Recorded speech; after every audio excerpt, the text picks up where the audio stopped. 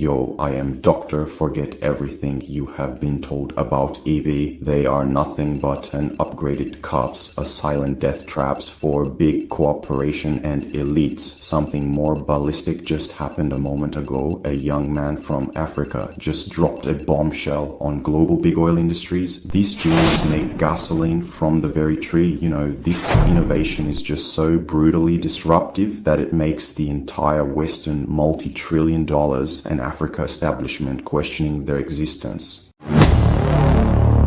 Stop whatever you're doing and listen, because this may be the biggest energy story of our lifetime. Let me rephrase the question for clarity purposes. What if I told you that fuel, real gasoline, can now come from trees? Not buried oil fields, not billion-dollar refineries, but the very trees standing outside your window. Sounds cold on tight, because here's where things get explosive. A young African inventor from Nigeria, whose name isn't in your textbook, has cracked the impossible. He's pulling gasoline out of trees at a price so low it makes today's petrol look like robbery. His fuel doesn't choke the skies with soot. It doesn't kill your engine. No.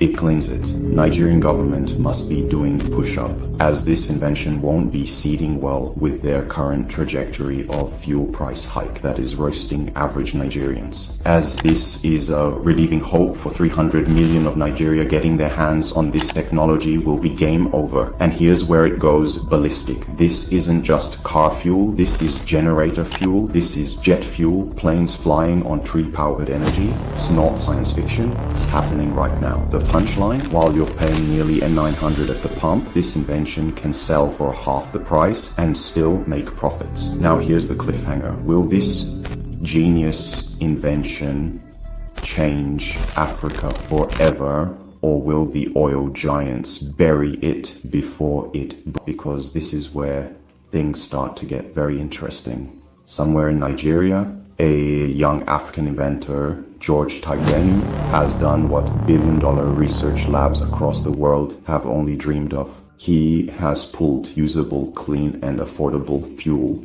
from trees. Yes, you heard that right. Fuel from trees. And here's where it gets even punchier. This fuel doesn't just run cars and generators, it can also power planes. Now stay with me, because in the next 1 minute of the story, things go from surprising to ballistic. Who is this guy? George wasn't born with silver spoons or Silicon Valley connections. He grew up in Edo State, Nigeria, in a society where fuel scarcity wasn't just an inconvenience, it was daily torture. Long queues at filling stations, and 900 per liter prices, black soot coughing from generators, farmers stranded with idle tractors. And here's the punchline. Instead of complaining like everyone else, George asked a dangerous question. Why must we keep begging the world for fuel when our land is rich with resources? Can't we invent our own? This was the spark. But here's where things get interesting. That question set him on a lonely path that would test his sanity, his courage, and even his safety.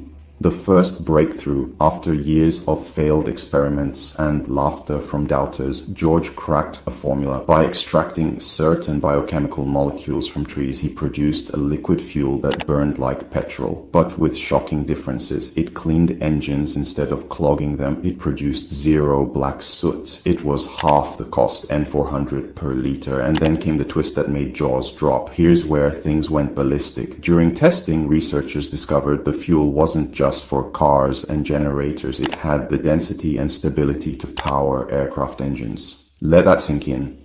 A Nigerian youth had just opened the door to a fuel that could potentially replace jet fuel. The vision that terrified big players. Now pause here for a second. Imagine what this means. Nigeria, a country crippled by petroleum import bills, suddenly producing its own cleaner, cheaper alternative from renewable resources. Do you see it? That's the punchline that cooked everything. Because in that moment, George's invention stopped being a cool science project and became a direct threat to billion-dollar oil cartels. Here's where things get very punchy. People who profit from fuel scarcity don't clap when you break their monopoly. They push back. hard certification, and the turning point. George knew skeptics would call him a fraud, so he pushed his fuel to be tested by the Nigerian Research Institute in Abuja. The results came back certified, safe, efficient, real. That was the moment everything shifted. Investors began calling, policymakers began whispering, Nigerians who once laughed started praying he wouldn't give up. And here's where it gets very interesting. Certification didn't just prove George right. It made him dangerous. Dangerous to industries, dangerous to cartels, dangerous to those who profit from chaos. The struggles behind the curtain. Let's not sugarcoat it. Behind the headlines, George's journey has been a battlefield. Ridicule, they called him a dreamer, a fraud, a joker. Sabotage attempts, strange accidents around his workshop. Threats, quiet messages warning him to stop poking giants. Funding roadblocks, banks shutting their doors, while Western firms circled, hoping to buy him out. Here's where it goes punchy again. The more he pushed, the more the resistance grew, but the young inventor refused to stop. What this means for Africa, if George's fuel scales up, the implications are staggering. N400 per litre fuel ends the madness at the pump. Farmers cut costs, boosting food supply. Airlines reduce fares, making air travel normal for everyday Africans. Generators hum without polluting the skies. And Africa, yes, Africa becomes an exporter of green energy to the world. Critics ask tough questions. Of course, critics are sharpening knives. Can we scale without destroying forests?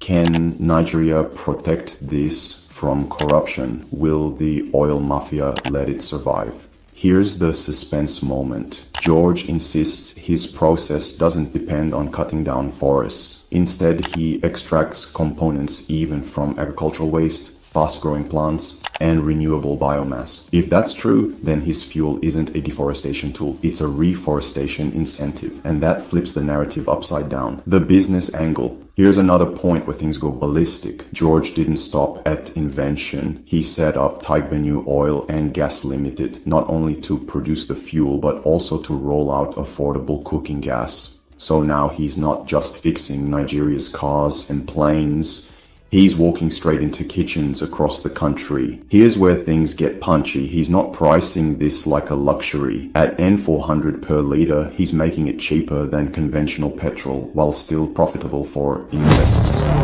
The cliffhanger of all cliffhangers.